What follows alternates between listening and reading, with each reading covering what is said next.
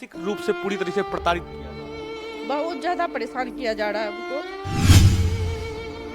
यही कि जो लोग मान लीजिए जो मेरा कमाने खाने वाला रोजी रोजगार है उसको भी हड़प लेगा। भविष्य होगा। मेरी बेटी अभी जो 2 साल की है जिसके बारे में मेरा हस्बैंड इतना ये देखिए उसका क्या फ्यूचर होगा। किसी की कोई गिरफ्तारी नहीं हुआ और हमको इसी बात का डर लग रहा है अब कि मान लीजिए वो कभी भी मेरे ससुर लोग आ जाते हैं, धमका उमका के चले जाते हैं। हम ऑफिस उस ऑफिस ई दफ्तर वो दफ्तर सब जगह बौक रहे। डीएम सर से मिले, एसपी सर से मिले। नमस्कार, मैं सुमित सिन्हा और आप देख रहे हैं बोलता खगड़िया। देखिए, पिछले 8 महीने पहले खगड़िया शहर का एक बहुत चर्चित हत्याकांड, जिसमें कि युवा व्यवसायी सुजीत को अपराधियों ने बखरी बस स्टैंड ढाला पर गोलियों से छलनी करके उनको मौत के घाट उतार दिया। ऐसे में इस वक्त मेरी मौजूदगी उनके आवास पे है और मेरे साथ उनकी इस वक्त विधवा पत्नी नीतू कुमारी मौजूद है, जो कि कुछ दिनों पहले उनके साथ एक वाकया हुआ है। उनके परिवार के लोगों ने जिस तरीके से वो बता रही है, आरोप लगा रही है कि उनके ससुर और उनके देवर ने उनके साथ मारपीट की है और साथ ही साथ उनके जो संपत्ति है, उनके पति की जो बनाई हुई संपत्ति है, उस संपत्ति को हासिल करने के लिए इनके साथ लगातार जो है मारपीट किया जा रहा है। और ऐसे में इन्होंने जो है इसको लेकर के खगड़िया के महिला थाने में जो है आवेदन भी दिया है। सीधे उनसे जुड़ते हैं।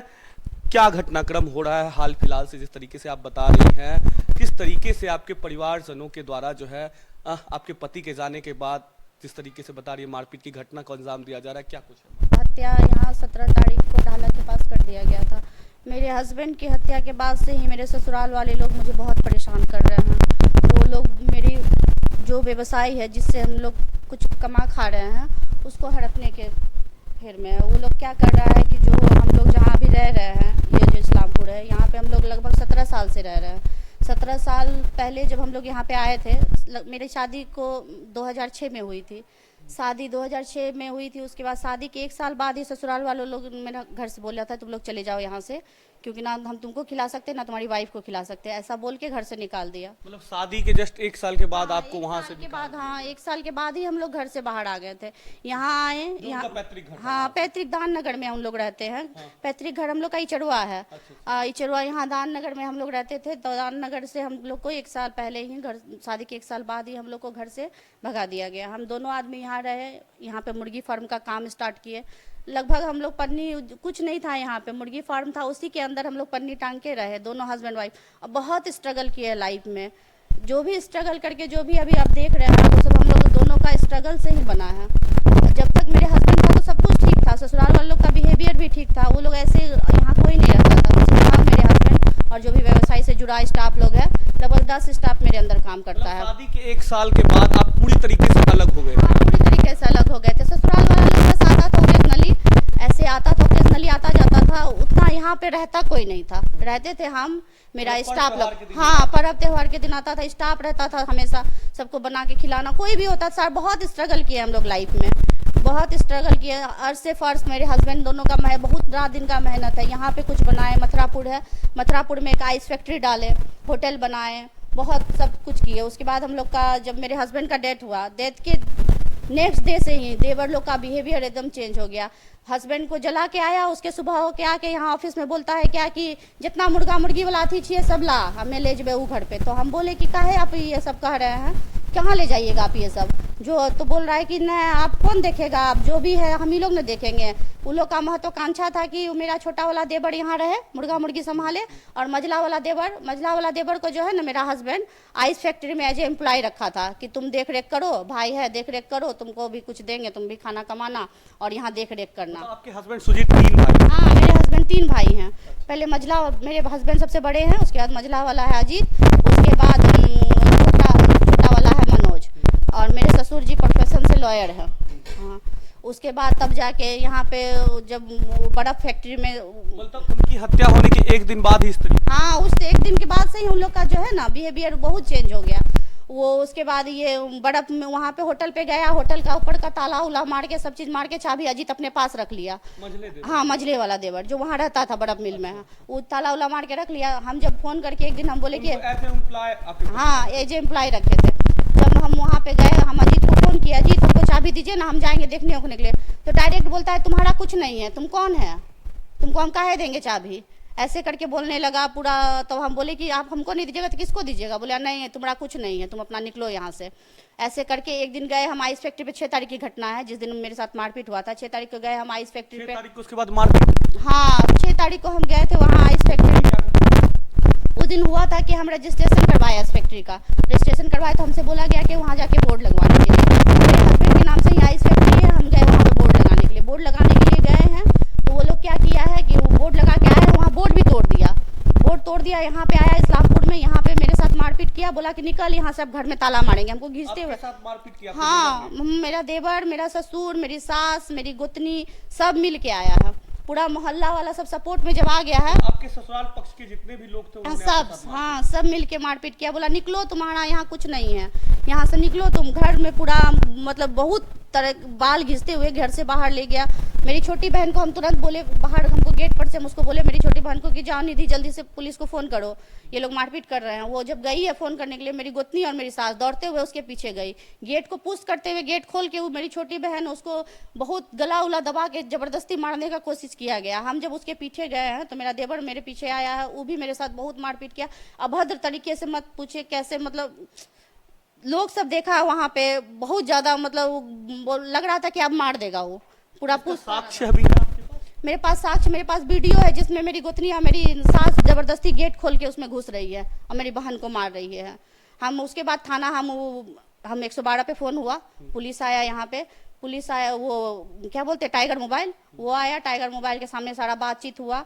टाइगर मोबाइल बोला कि आप लोग काहे ये सब करते हैं, ऐसे वैसे। मेरी सास टाइगर मोबाइल के सामने बोलती है सबके जड़ यही छी, एकरे पे किरासन तेल उझल के एकरे आग लगा के मार देवे। आपकी सास ने बोला? हाँ पुलिस के सामने ही है बोला।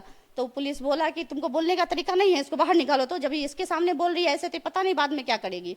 तब मेरी सास को बाहर निकाला, गेट के बाहर किया। गेट के बाहर जब वो गई उसके बाद हमको लगा नहीं अब ये सबसे काम नहीं चलेगा, ये लोग पता नहीं, मेरे हस्बैंड का भी डेथ हो गया है, उनके बारे में भी कुछ पता नहीं चला। अगर हमको कुछ हो जाएगा तो मेरा 2 बच्चा है, मेरा बेटा है 7 साल का, उसको ऑटिज्म है सर, ऑटिज्म, हाँ बीमारी है उसको, ऑटिज्म है। उसका ट्रीटमेंट लगभग हम 1 साल से करा रहे हैं, जब वो 1 साल का तब से उसका ट्रीटमेंट करा रहे हैं। अभी हाल फिलहाल मेरे हस्बैंड के डेथ से पहले 6 महीने पहले हम ले गए थे उसको भेलोर से उसका ट्रीटमेंट चल रहा है। उसके ट्रीटमेंट में बहुत इन्वेस्टमेंट लगता है, 1 लाख का महीना लगता है। उसको थेरेपी करवाने बोला गया है, थेरेपी करवाने के बोला गया। मान लीजिए जहाँ से मेरा रोजी रोजगार है, जहाँ से आइस फैक्ट्री से मेरा पैसा आता था, मुर्गा का धंधा को भी पूरा चौपट कर दिया मेरा ससुर लोग, मेरा ससुराल वाला लोग। जो मेरा मुंशी मैनेजर है सब पे केस कर, फालतू का लिटिगेशन लगा के वकील, हाँ वो केस नहीं नोटिस, ऐसे कि लिटिगेशन लगा के जो मेरा कैरेक्टर को पूरा खराब कर दिया। जहाँ भी खड़ा होता है तुम कैरेक्टर लेस हो, ये हो वो हो, मुंशी के साथ जिसके साथ देखता है उसके साथ लिटिगेशन लगाता है कि तुम्हारा इसके साथ ये चक्कर चल रहा है, तुम्हारा उसके साथ। आपके ससुर? हाँ मेरे ससुर जी सबके साथ कर रहे हैं वो ऐसा क्या? उनका फोकस बस यही है कि जो भी मेरे हस्बैंड अपने बलबूते पे प्रॉपर्टी अर्जित किए हैं, उन लोग का फोकस सिर्फ और सिर्फ प्रॉपर्टी है, बिजनेस है और कुछ नहीं। हाँ सब कुछ लेना, सब कुछ हड़पना चाहता है। वो सीधे बोल दिया तुम्हारा कुछ नहीं है यहाँ पे, तुम अपना चुपचाप यहाँ से निकल जाओ, तुम्हारा यहाँ कुछ नहीं है, तुम्हारा कुछ नहीं है। मान लीजिए हम उनको बोले भी कि मान लीजिए मेरा कुछ नहीं होगा, मेरा जो 2 बाल बच्चा है उसका तो होगा ना। हमको कमा खा रहे हैं, उस लोग का कहना है कि तुम महिला है, तुम अब विधवा हो गई है, तुम किसी पर पुरुष के सामने नहीं जाएगी, तुम ये नहीं करेगी, तुम वो नहीं करेगी। बहुत ज़्यादा हमको इतना मेंटली टॉर्चर कर दिया गया है। मान लीजिए मेरा बेटा बीमार है, हम बहुत परेशान हैं। हम प्रशासन के पास भी गए, हम FIR करवाए। FIR भी किया? हाँ महिला थाना में। क्या हुआ उस मामले में अब तक? उस मामले में FIR हो गया, उसके बाद आई मैडम लोग यहाँ पे तहकीकात की, पूरा समाज मेरे सपोर्ट में है, सब लेडीज़ लोग गवाही दी, गवाही हुआ, मैं यहाँ से गई, केस को ट्रू की। उसके बाद अभी तक किसी को अरेस्ट वरेस्ट नहीं किया गया है। हमको डर बस इसी बात, 1 महीना हो गया है, 6 तारीख का घटना है, अभी देख लीजिए 7 तारीख हो गया है। इस मामले में अभी तक किसी की गिरफ्तारी नहीं हुई है। उसके लोगों ने आपके साथ मारपीट की? हाँ किसी की नहीं, किसी की कोई गिरफ्तारी नहीं हुई। और हमको इसी बात का डर लग रहा है अब कि मान लीजिए वो कभी भी मेरे ससुर लोग आ जाते हैं, धमका उमका के चले जाते हैं। हम उस दिन बोले, मेरा सामने में दुकान है किराना वाला, उसको भी धमका दिया कि उसको राशन पानी देगा तो तुमको जो है ना, तुमको झूठा केस में फंसा देंगे। मोटिया मेरे यहाँ दाना उठाने आता है, उसको धमका देता है, जो मिलता है सबको केसे करने का धमकी देता है। एज ए प्रोफेशन लॉयर है मेरे ससुर जी, सबको झूठा लिटिगेशन में फंसाने का जो मेरे यहाँ काम करता है स्टाफ सब, वो सबका नाम दे दिया है। वो छोटा छोटा बच्चा है, मुर्गा उर्गा उठाता है, वो सबका सब झूठा केस में नाम देने का धमकी देते रहता है।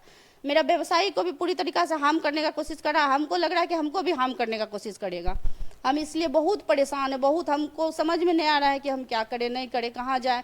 हम लेडीज हो के 2 बच्चा है मेरा छोटा छोटा, उसको लेके कहाँ, ये इस ऑफिस उस ऑफिस, ई दफ्तर वो दफ्तर, सब जगह बौक रहे। डीएम सर से मिले, एसपी सर से मिले।